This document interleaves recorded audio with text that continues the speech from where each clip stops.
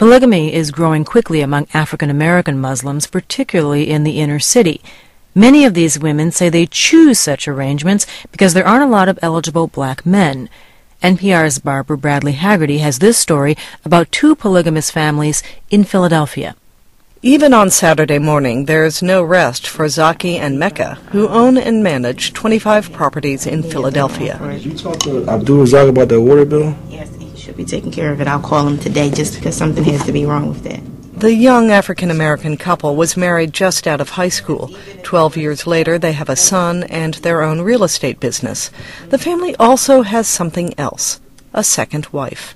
2 years ago, Mecca told her husband she wanted to study Arabic in the Middle East, which meant a lot of time away from home. First thing that came to my mind was, you're going to have to find you another wife. Zaki was game. After all, he had been raised in a polygamous home. Like many African-American Muslims, his father subscribed to an orthodox view of Islam that allows a man to marry several women. Zaki says he loved having 7 siblings and 4 mothers. I would find out who's making what that particular night. So I know, okay, my other mom made barbecue chicken better than my other mom made fried chicken. So I'm going to go with the barbecue chicken is at. So things of that nature. Mecca rolls her eyes, her beige headscarf framing her delicate features. NPR is not using any full names in this story because some of those we interviewed could be prosecuted for bigamy. Unlike Zaki, Mecca was raised by a single mother and converted from Southern Baptist to Muslim when she was 16. When it came to finding a second wife, Zaki asked Mecca to conduct the search. You know, he kind of gave me the baton and I took it and ran with it. Mecca launched a nationwide search. She found candidates by word of mouth. She scoured the internet and interviewed about a dozen women. I had to make sure that whoever she was going to be, that she's going to be the right fit, not just for my husband, but for our whole family. But the ultimate match was right under their noses, 20-year-old Amina, who was a friend of Zaki's younger sister. Amina knew Mecca was looking for a second wife, but thought she was too young, until one night after a dinner party when Mecca pulled her aside. I said, well, would you consider Zaki as far as for a husband? And what did you say? That's what you said. That's what I said. I said, you know, that's funny, because I thought the same thing. I was basically the last one to know about the whole arrangement. But Zaki was delighted, and in October he and Amina married in a religious ceremony.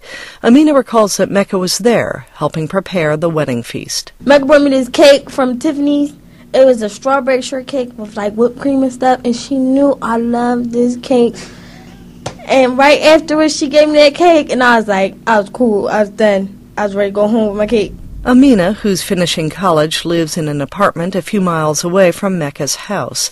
Zaki moves between homes on alternate nights. But every week after Friday prayers, Mecca says they get together as a family. Well, I always call it family date night, because it's like it's one big date. We just chill. It can be a variety of things, like going to a nice restaurant, catching a movie, going bowling, maybe seeing a concert, all kind of things. Yes, I'm going upstairs. But on this day, Zaki's attention is on Amina. Right now I'm going to the penthouse and I'm going to get dressed for a day that my wife has no clue what she's going to be doing today.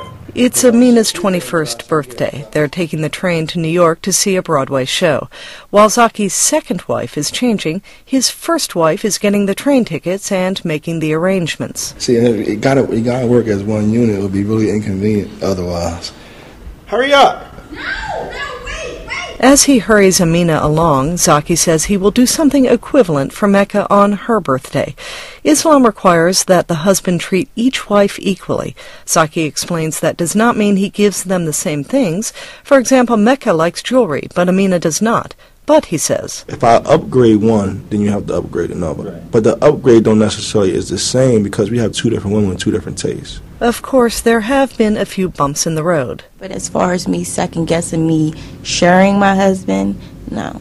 As Mecca speaks, Amina nods in agreement. I might have certain feelings as far as when my husband walks out the door, and I might not have seen him all day, but his responsibility is not only to me. And the respect that I have for my co-wife, I think all of that plays a role in how I handle my emotions. And Zaki believes ultimately polygamy is good for society, especially in the inner city, where intact families are rare and many kids grow up without their fathers. There's a lot of blessings in it because, you're doing something, you're helping legitimize and build a family that's rooted in on values and commitment, you know what I mean? And the children that comes out of those type of relationships only becomes, a benefit to the society at large. The imam's voice blares through the PA system of a mosque in South Philadelphia. The congregation gathered in the slim townhouse is largely black. The rules are orthodox, with men and women in separate rooms, and the Arabic is classical. The imam, a 35-year-old convert named Abdullah, has conducted religious ceremonies for about a dozen polygamous marriages. No one knows exactly how many people live in polygamous families in the United States, but estimates range from 50 to 100,000. Abdullah says polygamy in Islam dates back to the 7th century, when battles were killing off Muslim men and leaving widows and children unprotected. As a result, Abdullah says the Quran specifies that a man may marry, quote, women of your choice, 2, 3, 4, and if you fear you cannot be just, then marry one. And so a lot of scholars look at it sequentially, like 2 is optimum, then 3, then 4, then as a last resort, then 1. And while polygamy may seem like a man's paradise, he says, often a single woman initiates it. Sometimes a woman may want a man, may be interested in a man, but he's off limits. That's not the case in Islam. Well, does he have 4 wives? No, well, it's still an option. He still may be available. That's how Abdullah met his second wife. A divorcee, she heard Abdullah preach a few times and approached his wife. Soon they married, and now the imam cares for 2 families, a total of 13 children and 1 on the way.